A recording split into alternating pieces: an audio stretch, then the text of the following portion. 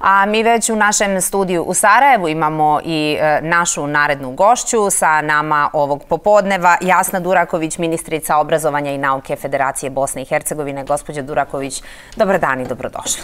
Dobar dan i vama i naravno svim vašim gledateljima. Nije vaš resor, ali evo da se kratko osvrnemo na ovaj još jedan stravičan slučaj ubistva ovoga puta u Tuzli. Imamo odnedavno, dobili smo i registar pedofila Federacije Bosne i Hercegovine. Treba li nam neki sličan registar i za žrtve ovako strašnih zločina? Apsolutno. Dakle, ja sam neko ko prije svega je užasnut sinoćnim, dakle, tragičnim događajem i naravno sve ove prethodne nevine žene koje su stradale, dakle, uslijed, propusta sistema, rekla bih. Nedovoljne zaštite, dakle, koja, evo, još i dan danas, nakon svih ovih dešavanja, mi se nismo, moram reći, pomjerili baš unaprijed, dakle, da zaštitimo, dakle, žene, ne samo žene, već i muškarce koji trpe različite oblike nasilja, dakle, nije samo jedan oblik nasilja, imate ih mnogo.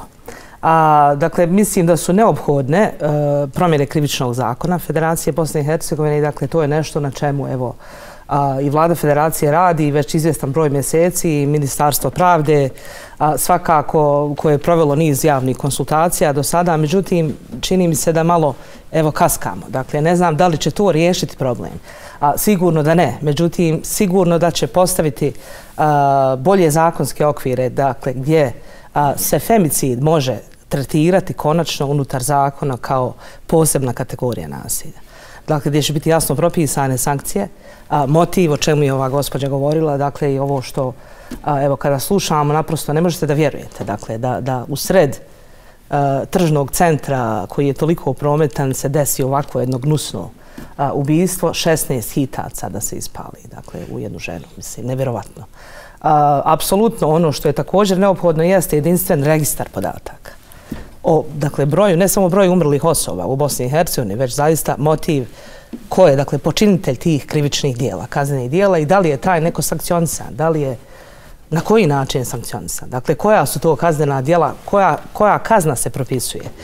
I to su sve, dakle, stvari koje se apsolutno hitno moraju mijenjati, uređivati na jedan bolji način gdje ćemo se osjećati na kraju svi mi, a ne samo žene, nego tako i muškarci, dakle manje evo ugrožene. Ako nećemo reći sigurno, onda manje ugrožene. Manje ugrožene.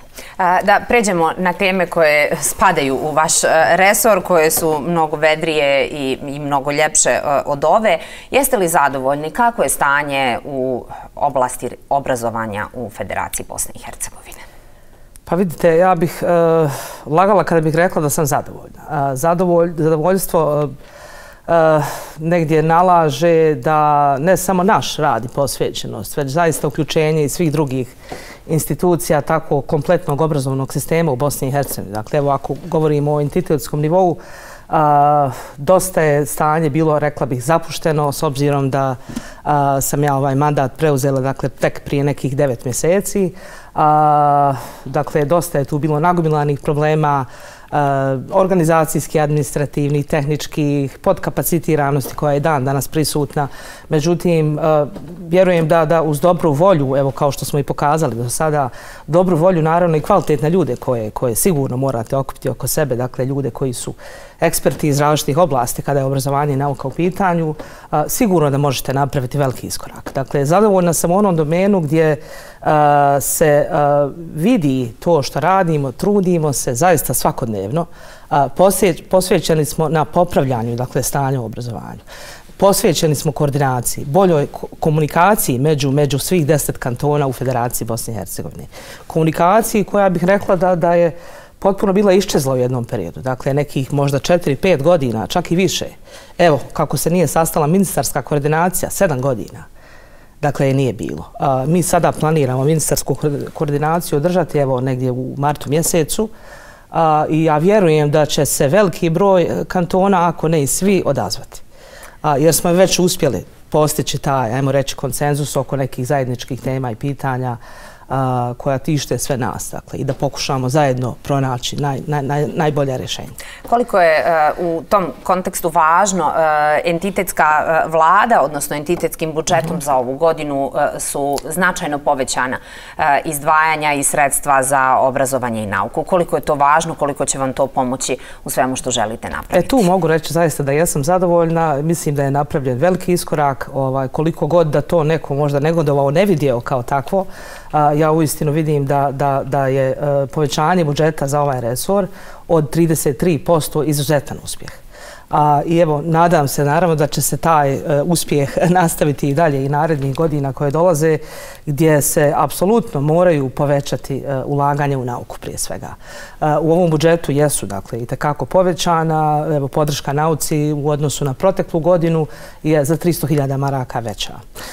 Također, podrška razvoju institucija nauke je za 192.000 veća.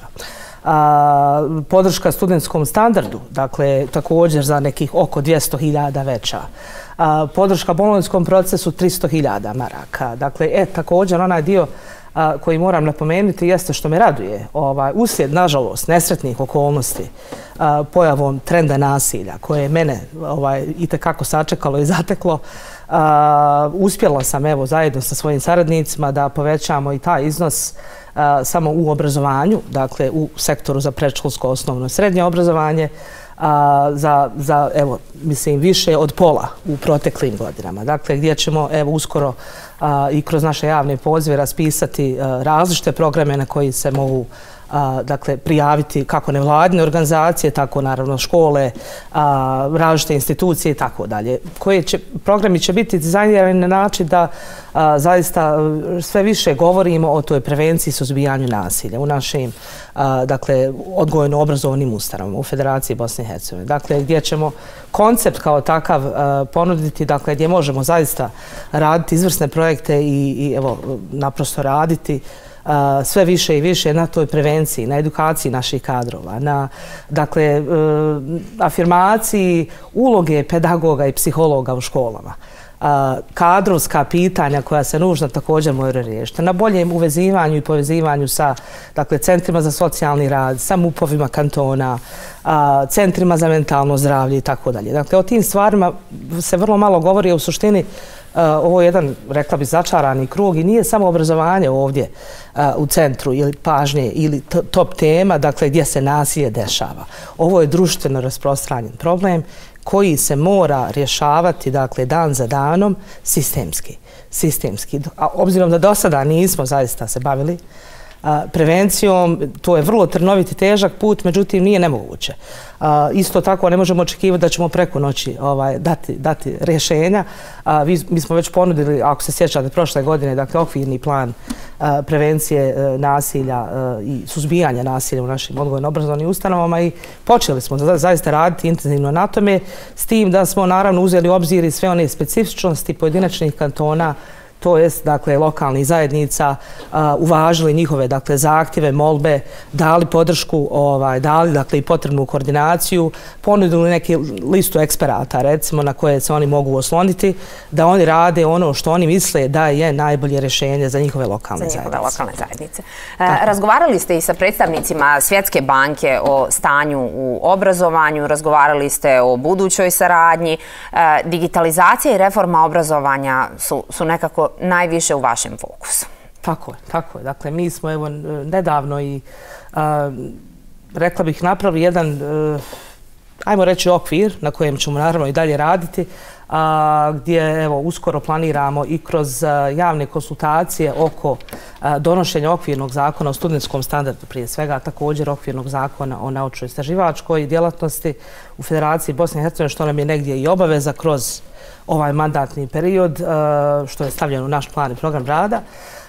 Dakle, razgovarali smo o tim temama. Naravno, i ono što tišti sve nas, prvenstveno studente, jeste recimo nedostatak te mobilnosti studentske, dakle neusklađenost sa potrebama tržišta rada. To su sve bile teme o kojima smo razgovarali ne samo sa Svjetskom bankom, već i sa Turskom razvojnom agencijom nekoliko dana prije toga, dakle različitim institucijama, kako međunarodnim, tako i domaćim. Zaista široka lepeza različitih pojedinaca, tako i grupacija iz nevladnog sektora, a naravno i institucije koje se bavi ovim pitanjem, gdje smo otvorili jedan široki krug konsultacija, rekla bih, razmjene iskustava i znanja i naravno ono gdje možemo da doprinesemo zajedno, da otvorimo veće kapacitete u smislu ne samo financijske podrške, već ulaganju u obrazovanje, u nauku, naučni razvoj, dakle kroz zajedničku saradnju, kroz veću mobilnost. Dakle, ono što bi nama bilo neophodno jeste da mi moramo koliko, ne jučer, dakle, nego već prije nekoliko godina smo morali početi ozbiljnije daleko razmišljati o tome kako ćemo mi uskladiti sada naš obrazovni sistem sa EU standardima. I to je nešto što jeste, dakle imate to u javnosti, čujete, međutim ne znam koliko dovoljno na tome radimo. I dakle ovo ministarstvo kao tijelo koja je neka krovna institucija recimo ima na um da evo ove pravce koje smo mi već negdje i razradili, ne u detalje, ali radimo na tome, plasirati, spustiti na sve kantone, dakle da pokušamo upravo te pravce u obrazovanju koji bi bili usklađeni sa potrebama evropskih standarda u obrazovnom sistemu, dakle da spustiti na sve kantone i nadati se da će kantone naravno ispoštovati ovo što jeste u osnovi dobra namjera i da ćemo se usaglasiti u određenim mjerama i da će oni naravno pokušati kroz reformu koja je već počela, koja traje, različiti reformski proces se dešavaju, dakle negdje su oni se pokazali kao vrlo uspješni u drugim kantonima i ne tako zavisi, dakle nisu u istoj mjeri ni provedene, dakle niti se provode. Zatim imate nepoštivanje okvirnog zakona, koji je na državnom nivou, okvirnog zakona o visokom obrazovanju, što je dodatni problem. Dakle imamo mnogo poteškoća, međutim mislim da uz dobru komunikaciju, koordinaciju, stalnu dakle, organizaciju tih radnih sastanaka, razgovore i pregovore možemo doći do najboljih mogućih rješenja i uskladiti te politike. Dakle, evo barem kada govorimo o entitetskom nivou, to je federacija. Gospođo Duraković, evo pomenuli ste zakon o studentskom standardu nekoliko puta. Nije vaša direktna nadležnost ni obaveza, ali kakav je vaš stav o problemima studentskog smještaja u kantonu Sarajevo koji datiraju unazad godinama, a čini se da se stvari nimalo ne poboljšavaju? Kako boravak studenata u neuslovnim prostorijama sa neuslovnim ili nefunkcionalnim mokrim čvorom, neadekvatnom ishranom povezati sa ovom digitalizacijom u obrazovanju i reformama, pa i sa onim što Evropska unija želi da uskladimo sa njihovim zakonodavstvom? Pa vidite, potreban je novac, naravno. Je li zaista sve do novca? Pa nije, naravno da nije sve do novca, ali itekako se mora ozbiljnije o tome razmišljati kako dugoročno dakle, obezbijediti da se to više nikada ne desi, da se ne ponavlja ta situacija iz godine u godinu, da su uvjeti dakle, stanovanja sve gori i gori. Naprosto ovo je priča koja čini mi se da nema kraja. Ona traje već godinama. Dakle, mi znamo da su to ogromna zaduženja koje prije, evo svega, Studentski dom Bjelave, koji mislim da je u najnepovoljnijoj situaciji u kontekstu smještaja i uslova koji su, mislim, zaista katastrofalni i to nam je svima jasno. Ali upravo kroz zakon o studentskom standardu, okvirni zakon, opet ponavljam, dakle gdje bi se mogli naravno svi kantoni uklopiti, planiramo postaviti i tu financijsku konstrukciju koja bi dakle garantirala jednu izvjesnu održivost. Kao što bi uradili i sa naravno fondom za nauku, što je također naum. Dakle, koji bi morao biti, recimo, na državnom nivou, međutim, evo, da li je to moguće? Nije, jeste, ali je to dugotrajan, dugoročan proces. Dakle, ajmo se baviti sad pitanjima koja možemo u izvjesnom vremenu i riješiti. Ne znam koliko je to dugo, ali sigurno da za 2-3 godine možemo urediti ovo pitanje studentskog standarda i organiziranja, dakle, kroz provođenje javnih konsultacija sa kojima već počinjemo u martu mjesecu. Sve studentske organizacije, svi relevantni, naravno, faktori, akademska zajednica, dakle, će apsolutno biti uključeni. Mi smo već uputili pozive gdje otvaramo, dakle, široku javnu raspravu o tome šta je to dobro što možemo usvojiti, šta možemo dakle uzeti od dobrih primjera, dobre prakse, dakle ne samo iz RS-a, nego naravno iz zemalja u okruženju iz regiona gdje su obrazovni standardi otprilike slični kao i kod nas. Tako da možemo, dakle, ne treba namaštavati Finsku ili skandinavske zemlje, dakle, ako mi ne možemo to ispuniti. Dajte da se bavimo zaista primjerima dobre prakse iz susjedstva u našem neposrednom okruženju i da pokušamo najbolja moguća rješenja implementirati. Jer vidite kako imamo i domaće eksperte koji su sjajni, dakle, i sigurno su tu da ponude svoju podršku i pomoć i vrlo rado pristaju na to. Dakle, samo jedan poziv meni već dovoljno govori, dakle, da su ljudi voljni da, dakle, i neko uključi, angažira. Zaista su tu. Dakle, hajmo naše to znanje koje imamo ovdje iskoristiti do maksimuma. Tako da financijska konstrukcija apsolutno mora da postoji, ona će biti uokvirana u tom zakonu.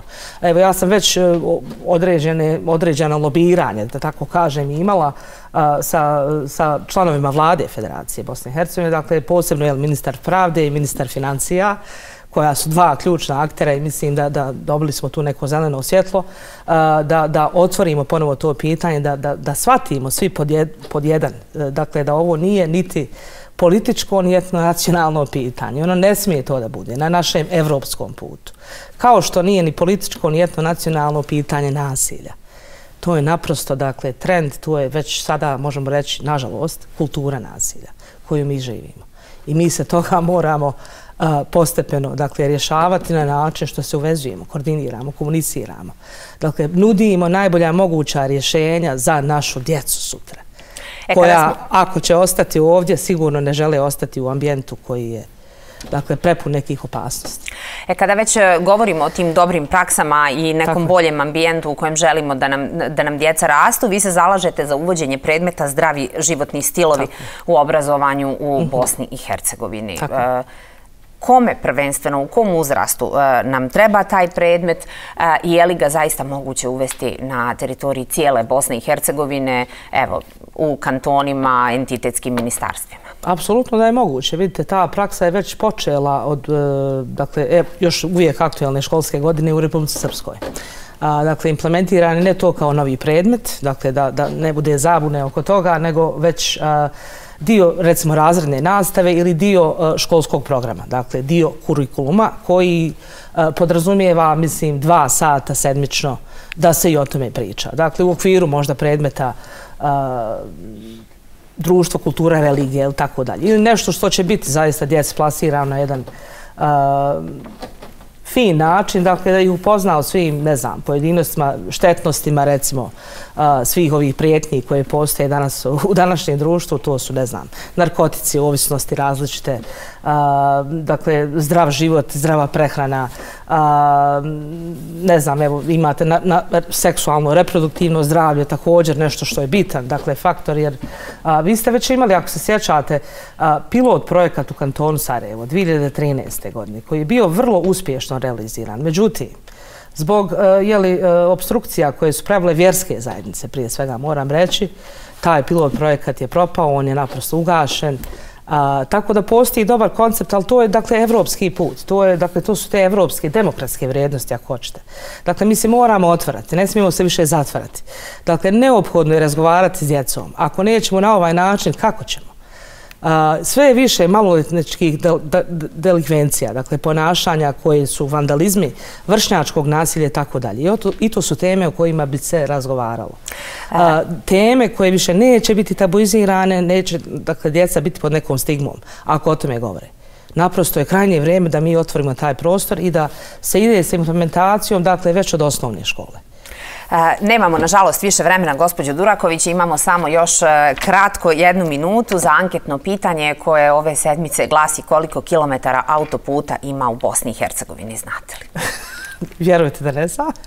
Moram reći da ne znam, zaista, ali evo, mislim da bi trebalo biti više kilometara autoputa do sada, ali evo, nadam se da mi idemo nekom progresivnom ili uzlaznom putanjom i evo, kako vjerujem i od kolegica i od kolega, da će se ova vlada federacije zaista pobrinuti da se ide u tom pravcu. Dakle, da moramo pospješiti te procese. Krajnje je vrijeme. Gospođo Duraković, hvala vam lijepo što ste danas bili naša gošća. Hvala vama još jednom i hvala gledateljima. Jasna Duraković, ministrica obrazovanja i nauke Federacije Bosne i Hercegovine, bila je naša gošća.